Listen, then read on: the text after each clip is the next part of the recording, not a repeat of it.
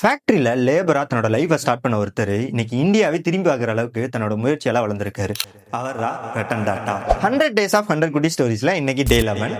இது மாதிரி குட்டி ஸ்டோரி கேட்க பேஜை ஃபாலோ பண்ணிக்கங்க. 1937ல மும்பைல ரட்டன் டாடா பிறக்கிறாரு. இவர் பிறந்த கொஞ்ச நாள்லயே இவரோட பேரண்ட்ஸ் செப்பரேட்டா பிரிஞ்சு போயிடுறாங்க. இவரோட கிராண்ட்மாவால இவர் வளர்க்கப்படுறாரு. டாடா ஸ்டீல் ஃபேக்டரியில லேபரா ஒர்க் பண்ண ஆரம்பிக்கிறாரு. இங்கதான் லீடர்ஷிப்பும் கத்துக்கிறாரு.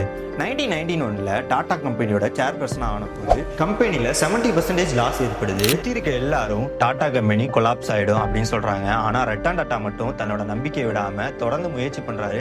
ஹார்ட் ஒர்க் பண்றாரு. போல்டான டிசிஷன் எடுக்கிறாரு. நானா மாதிரி காரெல்லாம் மிடில் கிளாஸாலே வாங்க முடியும் அப்படின்னு நிரூபிச்சவரு ரட்டன் டாடா தான். இன்னைக்கு டாடா குரூப்போட ப்ராஃபிட்ல 60% ஹெல்த்துக்கும் எஜுகேஷனுக்கும் நேஷனோட growthக்கும் போகுது. ஃபைனலா ரட்டன் டாடா கிட்ட இருந்து நம்ம கத்துக்க வேண்டிய ஒரு விஷயம் அவரோட சிம்பிளிசிட்டி தான்.